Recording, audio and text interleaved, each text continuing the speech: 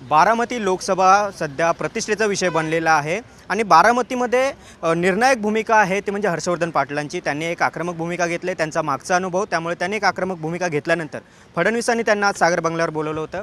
बैठक झाली। आज तुम्ही सागर बंगल्यावर देवेंद्र फडणवीसांसोबत चर्चा केली, नेमकं काय ठरलं आता? नाही, त्यांनी मला काल फोन करून, ते आमच्या पक्षाचे नेते आहेत, त्यांचा तो अधिकार आहे आणि त्यांच्या नेतृत्वाखाली आम्ही काम करतो। माननीय केंद्रीय गृहमंत्री अमित शाह साहेबांचा पण या संदर्भामध्ये आमची चर्चा झाली आणि त्या बाबतीतली आज ही बैठक झाली। त्या बैठकीमध्ये सगळ्या विषयावरती विस्तारानं चर्चा झाली। कुठल्याही परिस्थितीमध्ये तिसऱ्यांदा माननीय पंतप्रधानपदी मोदी साहेबांना आपल्याला आणायचं आहे, त्याबद्दल काही दुमत नाही। महायुतीच्या जास्तीत जास्त जागा निवडून आल्या पाहिजे त्याबद्दलही कोणाचं दुमत नाही।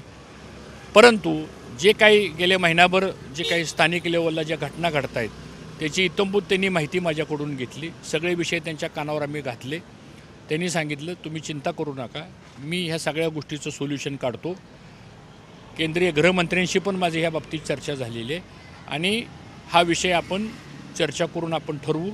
त्याचबरोबर आपल्या मित्रपक्षाचे जे प्रमुख आहेत म्हणजे अजितदादा पवार असतील किंवा त्यांचे अनेक जे प्रमुख असतील त्यांच्याशी पण आपण चर्चा करू।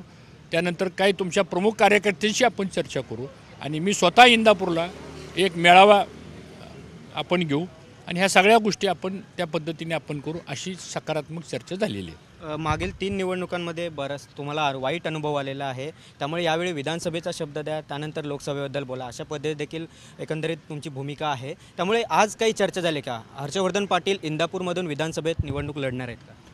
असं आहे, आत्ता विषय आहे तो लोकसभेच्या निवडणुकीचा आहे आणि लोकसभेच्या निवडणुकीच्या संदर्भातली चर्चा झालेली आहे। आता पुढच्या ज्या गोष्टी आहेत विधानसभेच्या किंवा आणखीन पुढच्या गोष्टी आहेत ते आमचे नेते असल्यामुळं त्यांना ह्या सगळ्या गोष्टी माहीत आहेत, ह्या सगळ्या गोष्टी त्यांच्या कानावर आहेत आणि त्या संदर्भातला योग्य निर्णय ते घेतील। विजय शिवतारेंची भूमिका अद्यापही विरोधात आहे, बारामती संदर्भात अजित पवारांच्या विरोधात आहे, यावर तुमचं काय म्हणणं? ते त्यांनी त्यांच्या भावना व्यक्त करून दाखवलेल्या आहेत। जशा आम्ही आमच्याबद्दलच्या भावना कार्यकर्त्यांनी व्यक्त केल्या तशा कदाचित त्यांनी त्यांच्या भावना व्यक्त केल्या असतील।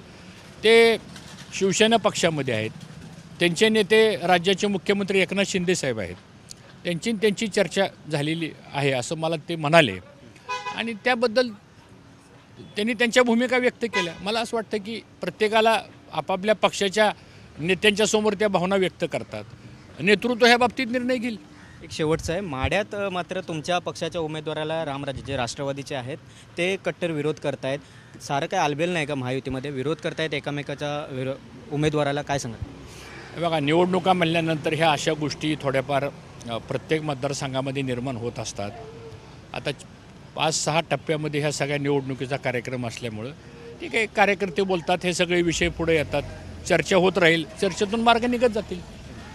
एकंदरीत सध्या फडणवीसांसोबत सकारात्मक चर्चा झाली असं जरी त्यांनी म्हणत असले तरी ज्या पद्धतीने मागील 3 निवडणुकांचा अनुभव आहे त्यामुळे यावेळी इंदापूरमधून हर्षवर्धन पाटील निवडणूक लढणार का हे देखील आपल्याला पाहावं लागेल। सध्या मात्र त्यांनी शब्द दिलेला आहे आणि त्यामुळे कदाचित आत्ता त्यांनी बारामतीसाठी सुनेत्रा पवार यांना पाठिंबा देण्याची भूमिका एकंदरीत आजच्या या बैठकीनंतर घेतल्याचं सध्या तरी स्पष्ट होतं आहे। येणाऱ्या काळामध्ये पुन्हा एकदा बैठका होतील, त्यानंतर अजून यावर निर्णय घेतले जातील अशी देखील त्यांनी माहिती दिली आहे। व्हिडिओ जर्नलिस्ट अरविंदसह गिरीश कांबळे, साम टीव्ही, मुंबई।